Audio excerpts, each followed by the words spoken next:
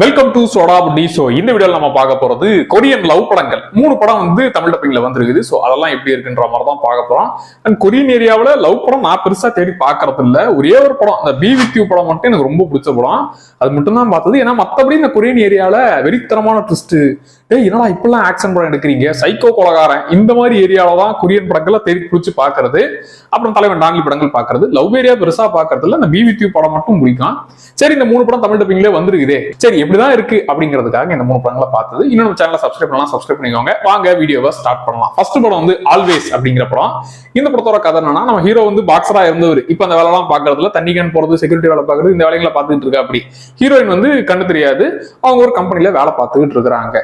So இவங்க 2 பேருக்கு ஒரு அறிமுகம் கிடைக்க, அதுக்கப்புறம் இவங்க 2 பேருக்குள்ள லவ் வந்து ஏகப்பட்ட சம்பவங்களும் நடந்து என்னென்னலாம் ஆச்சு, இவங்க 2 பேரும் எப்படி சேர்ந்தாங்கன்றதுதான் இந்த படம். இந்த படம் வந்து நம்ம துல்லாதவனம் துள்ளுமுடிய கொரியன் வெர்ஷன் எடுத்துக்கலாம். இதுல எப்படி 2 பேரும் மீட் பண்ணுவாங்கன்னா, ஓப்பனிங் சீன்ல நம்ம ஹீரோ வந்து காலைல தனி கேன் போறவர்னு சொன்னால, ஈவினிங் வந்து செக்யூரிட்டி வேலை பார்ப்பாரு. அப்படி அவர் புதுசா வேலைக்கு சேர்ந்த இடத்துல திடீர்னு ஹீரோயின் வந்து இதான் சாப்பிட அப்படின்னு நம்ம டிஃபன் பாக்ஸ் வந்து சாப்பிட எடுத்து கொடுக்க, யார் இவ எதுக்காக என்ன பார்க்க வரான்னா, இதுக்கு முன்னாடி வேலை செஞ்சவங்க கிட்ட இவர் ரெகுலரா வந்து அவங்க சாப்பாடு கொடுத்துட்டு அங்க டிவி ஓடும். இவங்களுக்கு தான் கண்ணு தெரியாதுல, பட் சொல்ல சொல்ல அந்த தாத்தா கேரக்டர் சொல்லிக்கிட்டே இருப்பாரு. அது மூலமா கதையை புரிஞ்சுப்பா.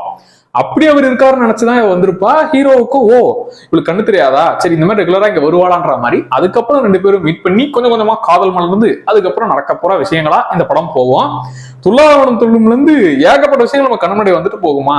அந்த படம் நம்ம அத்தனை தடவை ரசிச்சு பார்த்த படம்ன்றதுனால எனக்கு அதை தாண்டி இந்த படத்தோட கனெக்ட் ஆக முடியல. அந்த படம் பெஸ்ட், இதுவுமே நல்லா இருந்துச்சு, எல்லா கேரக்டர்ஸும் சூப்பர். பட் எனக்கு மைண்ட் ஒரு கேரக்டர் பார்த்தாலும் துல்லாதவனம் துள்ளும்ல வர கேரக்டர்ஸ் தான் கனெக்ட் ஆகுறாங்க. எக்ஸ்ட்ரா ஃபிட்டிங்கா இல்ல ஹீரோ வந்து பாக்ஸிங் பண்ணுவாரு, அதை மட்டும் கொஞ்சம் பத்ரி படத்துல இருந்து எடுத்துக்கிட்டாங்க. மற்றபடி துல்லாதவனம் துள்ளும்ல இருந்து சிம்ரன் கேரக்டர், சிம்ரன் அதேதான் இங்கன்ற மாதிரி. இல்ல அந்த மேனேஜர் கேரக்டர் ஹீரோயின் மேல தப்பான ஆசையோட இருப்பாரு. அது கூட நம்ம அந்த பொன்னம்பலம் கேரக்டர் சிம்ரன் ஒரு மாதிரி பார்ப்பாங்க. அதுக்கப்புறம் நம்ம தளபதி போட்டு அவனை பொழந்து எடுப்பார்ல, சோ அதே மாதிரி அந்த பொன்னம்பலம் கேரக்டர் இதுல மேனேஜர் கேரக்டரா இருப்பாங்க. இவ்வளவு ஏன் எனக்கு கிளைமேக்ஸ்ல நம்ம அந்த இன்னிசை பாடி வரும் பாட்டு இப்ப பார்த்தா கூட சிம்ரன் வந்து அதிகமா ஃபீல் பண்ணுவோமா. எனக்கு இந்த படத்துல ஏங்க இன்னிசை பாடி வரும் பாட்டு மட்டும் நீங்க ஒண்ணு பாடி வச்சிருந்தீங்கன்னா இந்த நேரத்துக்கு ஈஸியா நீங்க சேர்ந்திருப்பீங்கல்ல. பாவம் அந்த பாட்டு இல்லன்றதுனால அவர் எங்கேயோ போறாரு, நீங்க எங்கேயோ போறீங்க, தேடி கண்டுபிடிக்க எவ்வளவு சிரமப்படுறீங்க. இங்க பாருங்க, நாங்க அழகா ஒரு பாட்டை வச்சோம். அந்த பாட்டு மூலியமா கிளைமேக்ஸ்ல சிம்ரன் விஜய் விட நாங்க பாக்குற எல்லாருமே வெறிக்கொண்டு அந்த பாட்டை பாடி 2 பேர் சேர்ந்துட்டாங்கன்னு சந்தோஷமானம்லான்ற மாதிரி. எனக்கு துல்லாதவனம் துள்ளுமுடிய அப்படியே இந்த வெர்ஷனை பார்த்த மாதிரி இருந்துச்சு. இந்த சீரியல்ல இவருக்கு பதிலாக இவர் அப்படின்ற மாதிரி வேணும்னா இந்த படத்தை ட்ரை பண்ணுங்க, நல்ல படம்.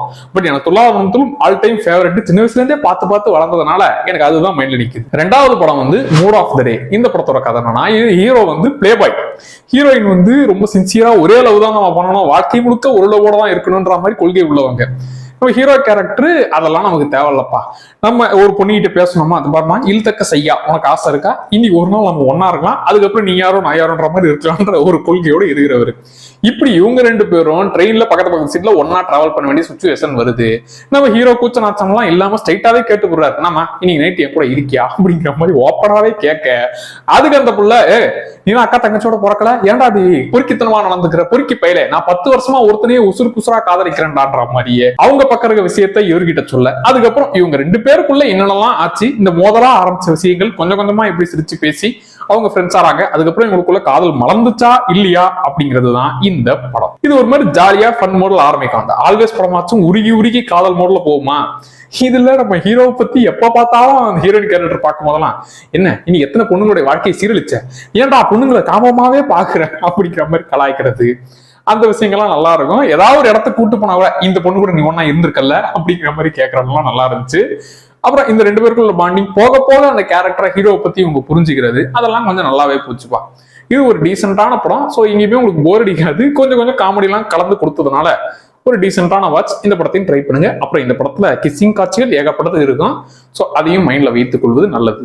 3வது படத்துக்கு வருவோம். இது வந்து லவ் மை சென்ட்ன்ற படம். இந்த சென்ட் விளம்பரத்தெல்லாம் வருமே, சென்ட் அடிச்சு விட்டா எல்லா பொண்ணுங்களும் அவனே காதல் மன்னன் அப்படிங்கிற மாதிரி அவனை கடிச்சு கொதற மாதிரியே வருவாங்கல்ல, அந்த மாதிரி சம்பவம் தான் இந்த படம். அண்ட் இந்த சென்ட்டை வச்சு செஞ்ச சம்பவத்தை நம்ம பர்ஃபியூம் படத்திலே பார்த்திருப்போம். அதுல கிளைமேக்ஸ்ல கும்பிளிங்கா அதுல கொடூர வெர்ஷனா அந்த சென்ட்டை வச்சு என்னென்ன சில்மிசங்கள்லாம் செஞ்சான்ற மாதிரி அதை கொடூர வெர்ஷனா நம்ம பார்த்துட்டோம். இதுல வந்து கொஞ்சம் காமெடி வெர்ஷன். இதுல ஒரு சென்ட்டை கண்டுபிடிச்சிருப்பாங்க, அந்த சென்ட்டை வந்து ஹீரோ வந்து போட்டுக்கிட்டாரு அப்படின்னாக்க, சோ மத்த அங்க பாக்குற பொண்ணுங்கள்லாம் இவன் மேல காதல் வரணும்னு இல்ல, அவங்களுடைய முதல் காதல் ஞாபகம் வந்துடும். சோ அவரை பார்த்ததுமே ஒரு அட்ராக்ஷன் வரும். அது இல்லாம ஒரு பாட்டிமா இவரை பார்த்தா கூட பாட்டிமாவோட முன்னாள் காதல், பாட்டிமாக்கு ஒருத்த மாதிரி கிரஸ் இருக்கும்ல சின்ன வயசா இருக்கும் போது, சோ அந்த கிரஸா தான் இவனை பார்ப்பாங்க, இவனா தெரிய மாட்டான். சோ அப்படிப்பட்ட அந்த சென்ட்டுக்குள்ள ஒரு மேஜிக் நடக்கிறதுனால அந்த சென்ட்டை நம்ம ஹீரோ அப்ளை பண்ணிக்க, அது வரைக்கும் சுமார் கொஞ்சம் குமாரா இருந்தவர் அப்படியே காதல் மண்ணுன்னு அவர் நடந்து வர இடம்லாம் பொண்ணுங்க அப்படியே பின்னாடி ஜாம்பிஸ் மாதிரி துரத்துக்கிட்டே வர்றது அப்படியே போயிட்டு இருக்க, நம்ம ஹீரோவுக்கு ஒரு பொண்ணு மேல கிரஸ் இருக்கும். இந்த சென்ட் போட்டதுனால அவங்களுக்கும் இவர் மேல கொஞ்சம் இன்ட்ரெஸ்ட் வரும். இப்ப சென்ட்னால நம்மளை காதலிக்கிறாளா இல்ல உண்மையாவே இவளுக்கு காதல் வந்துச்சான்ற மாதிரியே சென்ட்டை வச்சு ஆரம்பிச்சு அதுக்கப்புறம் உண்மை காதல் என்னன்ற மாதிரி சொல்றதுதான் இந்த படம். இதுல காமெடி தான் நிறைய ஃபோக்கஸ் பண்ணது, லவ் ஹீரோவும் கொஞ்சம் கொஞ்சம் வரும், இதுலயும் கிசிங் காட்சிகள் நிறையவே இருக்கும்பா. இதுல ஹீரோ ஹீரோயின் ட்ராக்கை விட அப்புறம் ஹீரோயினோட ஃப்ரெண்டும் ஹீரோ கம்பெனில வேலை செய்யறவரோட சேர்ந்து ஒரு நடக்கிற சம்பவங்கள் எல்லாமே போயிட்டு இருக்கும். ஸோ இது காமெடி மோடு பிளஸ் இந்த சென்ட்டை வச்சு கொஞ்சம் காமிச்சது அதெல்லாம் நல்லா தான் போச்சு. இந்த சென்டிமெண்ட் ஏரியா அப்புறம் ஒரு வில்லன் என்ட்ரி கொடுப்பான், அது வரைக்கும் நல்லா இருந்துச்சு. அதுக்கப்புறம் அவன் வந்ததுக்கு அப்புறம் ரொம்ப வழக்கமான டெம்ப்ளேட்ல போன மாதிரி ஃபீல் ஆச்சு. சோ இதுவுமே ஒரு டீசென்ட் வாட்ச், ட்ரை பண்ணி பாருங்க. ஒரு ஆவரேஜ் படம் தான், பட் அந்த காமெடி ஏரியாலாம் கொஞ்சம் அப்படியே இன்ட்ரெஸ்டிங்கா அந்த சென்ட்டை வச்சு என்னெல்லாம் பண்ண புரியுன்ற மாதிரி போவானுங்க. எப்ப அந்த ஒரு வில்லன் கேரக்டர் மாதிரி ஒருத்தன் வந்தானோ அங்கிருந்து ரொம்ப நார்மல் ஆயிடும். சோ இதுவும் முடிஞ்சா ஒரு வாட்டி ட்ரை பண்ணி பாருங்க. அண்ட் இந்த 3 படங்களும் நீங்க பாத்துருந்தீங்கன்னா எப்படி இருந்துச்சுன்றத கமெண்ட்ல சொல்லுங்க. அப்புறம் இந்த ஃப்ரீலான்ஸ் படம் அதுவும் பார்த்தேன், ஜான்சனா படம். அது ரொம்ப வழக்கமான டெம்ப்ளேட்டா, அதுல நம்ம நிறைய படங்கள் பார்த்து போர் அடிச்சதுனால ஏங்க அப்படிங்கிற மாதிரி தான் இருந்துச்சு. அது பெருசா இம்ப்ரெஸ் எல்லாம் பண்ணல. சரி சண்டா பாப்பா காமிச்சிங்க, அதுக்காக வேணா பார்த்தேன். ஆரம்பிச்சு விட்டா நடுவில் நிறுத்தத்துக்கு மனசு இல்லை, சரி முழுசாவே பார்த்துடலான்ற மாதிரி தான் அந்த படத்தை பார்த்தேன். இந்த 3 கொரியன் படங்கள் பார்த்து இதுதான் தோணுது. ஆல்வேஸ் படம் எனக்கு துலாவணத்துக்கு தான் டாப்ல இருக்கிறதுனால அதை ஓவர்டேக் பண்ண முடியல. 2வது இந்த மூட் ஆஃப் த டே கொஞ்சம் ஜாலியா போச்சு, ஒரு டீசென்டான வாட்ச். 3வது லவ் மை சென்ட் காமெடியா லவ்வா நல்லா ஆரம்பிச்சுது. இந்த வில்லன் கேரக்டர் வந்ததுக்கு அப்புறம் அதுக்கப்புறம் ரொம்ப டெம்ப்ளேட்டுக்குள்ள சிக்கிடுச்சு. அது வரைக்கும் எனக்கு நல்லா இருந்துச்சு, ஓகேவான படம். சோ இதான்ப்பா இந்த 3 படங்கள் பார்த்தது. இன்னும் நம்ம சேனலை சப்ஸ்கிரைப் பண்ணலாம், சப்ஸ்கிரைப் பண்ணிக்கோங்க. அடுத்த வீடியோல திரும்ப வரேன். Tata bye.